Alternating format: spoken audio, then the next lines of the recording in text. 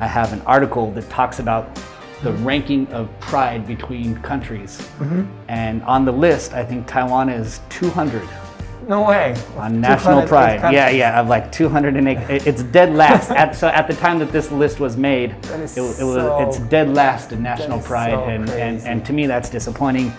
Taiwan is a really spectacular place, and I think Taiwanese should embrace that more. Hello everyone, Amadeus here, and today I have a guest with me who is a very genuine person, very honest, and I'm sure the interview with him gonna be blast.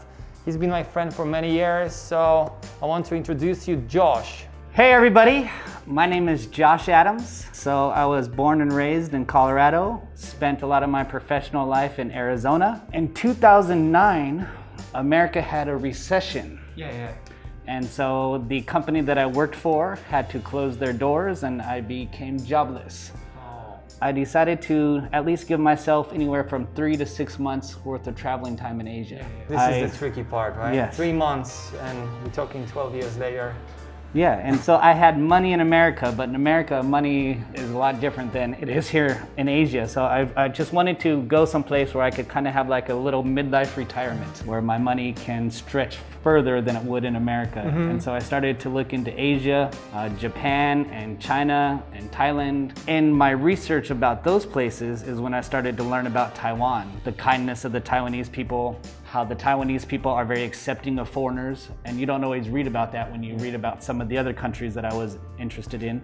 Taiwan became the choice. So then you end up in Taiwan, right? That was the year 2009. 2009, yeah. I came in, I think it's about to be my 12th year anniversary. I first landed in Taipei, from there moved to Taichung, and then happened to come see a new friend in Kaohsiung, and that's where I felt Kaohsiung was different than Taichung and Taipei. The big reason why I chose to move out of Taichung is because there was no beach. I want to spend time getting to know the ocean, and I couldn't do that in Taichung. It was very difficult. So once I found that Kaohsiung was nicer than what I had heard about it, and it felt like a good city, it felt right. And then so I decided to move to Kaohsiung.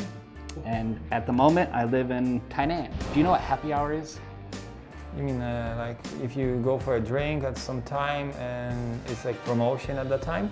Exactly. So in America, happy hour is a very big part of our culture, you know, especially for a young professional like I was at the time. Happy hour was a big part of my week. And I assumed everywhere in the world had happy hour. I thought that, you know, again, me being American and just thinking that everything's like America. So I'm walking around in this Taipei heat at 4 o'clock in the afternoon, assuming that this is where I could go to meet people, make friends, kind of like put myself out there. And as you know, bars and restaurants, or at least bars, don't open until 9, 10 o'clock at night here. And so I just remember walking block after block after block, looking for a bar at 5 o'clock in the evening, and it was impossible to find. I would see the Taiwan beer signs and stuff like that, but everything was closed. And I didn't know I could just walk into 7-Eleven and just buy a beer so easily. You know, like Westerners, like they don't realize how convenient Taiwan is. Like my family was in Taiwan for 3 weeks and they were like walking into 7-Eleven, but you know, I was trying to push them to try like a local restaurants and things. So I never actually told them that whatever they see in the fridge, they can just heat it up on the spot in the micro oven. So like, you know, I have like a younger sister and she's like, you know, at the time she was 10 years old and she's like, I want to eat some pasta, I want to eat some spaghetti, you know, I want to eat some Western food because I'm tired of eating, you know, kids are like this, you know. And like, so why don't you just buy it here and heat it up? And she was like, why you didn't tell me? Why you tell me that last week when I'm here, you know? Yeah. But it's so convenient in Taiwan. What are the 3 most important things that keep you in Taiwan? For me, it's stress-free for the most part. And coming from my professional life that I had in America, I always felt really stressed. I felt a lot of pressure. I felt a lot of competition. And here in Taiwan, I don't feel those pressures. So I think like Taiwan kind of provides a relaxing, go with the flow pace of life that I think that is good for my personality. Also good for your health. Yeah, so hopefully good for my mental and heart health and to the long term. You know, I think the Taiwanese people, I'm very fond of the Taiwanese people. The Taiwanese people have treated me with such great respect and welcomeness, and I don't feel any threats in Taiwan. I'm not threatened by Taiwanese or the Taiwanese culture. I don't feel danger. So, as we already know, Taiwan is basically the safest place on earth. Yeah. So like not being under any kind of like threat from other people's physical harm, violence, crime, COVID, like granted, we've had our worst COVID situation recently, but still compared to the rest of the world, where Taiwan is a shining light. And so I think the ease of life, the comfortability of safety, and then, I do think that Taiwan provides potential opportunities, like if you do want to start a small business, as yourself has and stuff like that, that it's not going to cost an arm and a leg. It's not going to take your entire fortune or do so much of risk that if like you want to try to do different things, if I choose to get out of my current career, that I feel that Taiwan allows you to try stuff without necessarily breaking the bank or your back to do so. Do you have any situation that you came here with your, the way you were raised and like, you used all your life in US, and then you fought the same way in Taiwan and did the same thing and was like complete failure or like misunderstanding? One of the bigger memories was with my first girlfriend here in Taiwan. Her family had got me a hotel room in a very nice fancy hotel room in Taichung.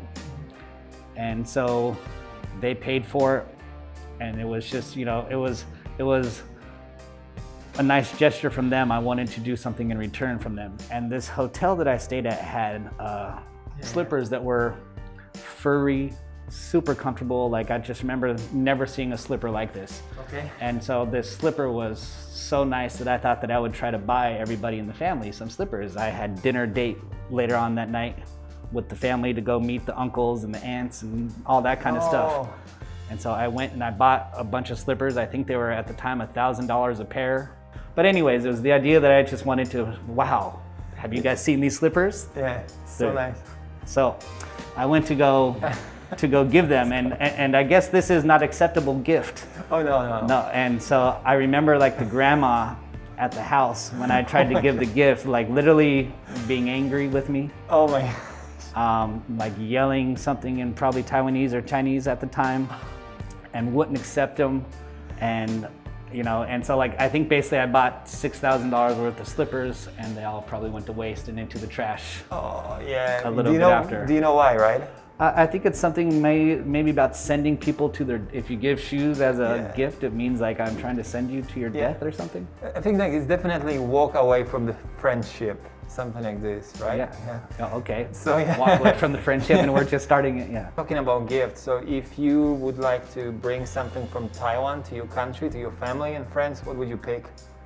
I think I would give little figurines, little stuff to show what like maybe certain cultures like in Taiwan. If anybody knows where to find this, I've only seen them once, but I remember in the north, we had like the Binlung girls. Oh, right? okay.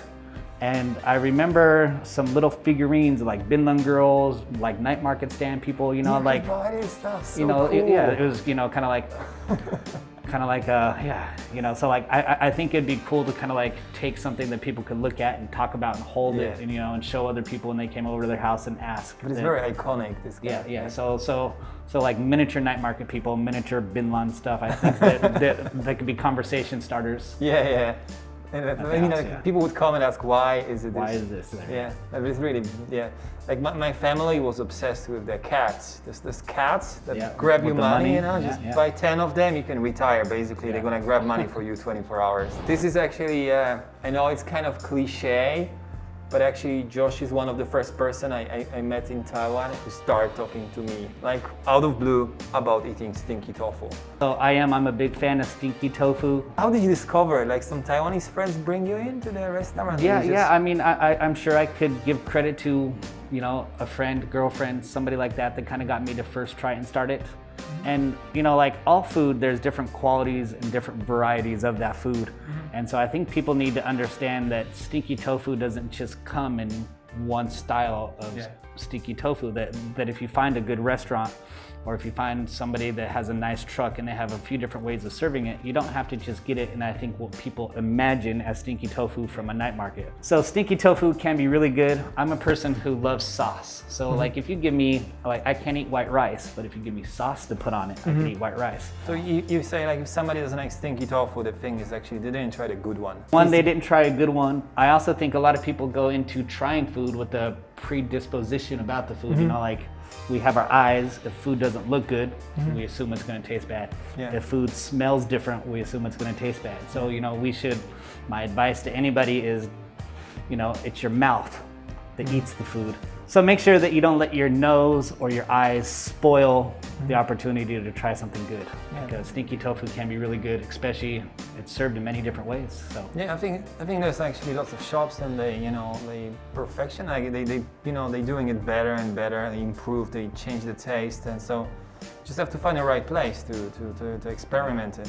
So basically life is like stinky tofu. Like don't judge it by the bad smell, maybe bad look, but you have to get deeper, get inside, look for the better one, and then even stinky tofu can be beautiful and delicious. Yeah, no prejudgments. Give it a try more than once, maybe. Sometimes you got to do things 2 or 3 times. But sometimes like also tofu. it's all about your mood, you know. You come with the bad idea before and like, but if you come like with the friends, like you are laughing, and it's actually, this is not so bad. Actually, this is good. Yes, I agree completely. Yeah, it's definitely a good idea. Whenever I talk with Taiwanese people, America as a topic comes. They're very excited about America. They love to talk about America, and they kind of imagine it's like a dream place. And for me, like, you know, coming from Europe to Taiwan, I actually find so many good things about Taiwan. I'm always excited about Taiwan. And how do you feel as an American living in Taiwan for 12 years? One, America exports entertainment better than anybody else. That's why I think Hollywood. Yeah, so I think that's why everybody is interested or can reflect or relate something compared to America. If you already don't know, America is probably one of the most prideful cultures in the world. You know, Americans are very proud to be Americans. We're very proud of our military, our economy, society, that sort of stuff. So I think Americans might be almost too proud to be American, and Taiwan is the opposite. I have an article that talks about the ranking of pride between countries. And on the list, I think Taiwan is 200. No way. On national pride. Yeah, of like 208. It's dead last. So at the time that this list was made, it's dead last in national pride, and to me that's disappointing.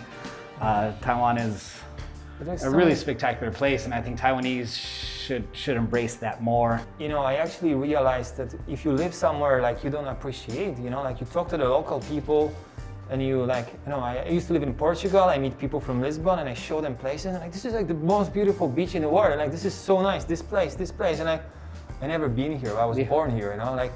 So that this is the thing. Sometimes you actually need people from outside to come to your place and say, you know, you actually live in a beautiful place. Like, I mean, you should go out. You should see the different places. You basically, if you're born in Taiwan, you live in Taiwan, you speak the language, you have family here.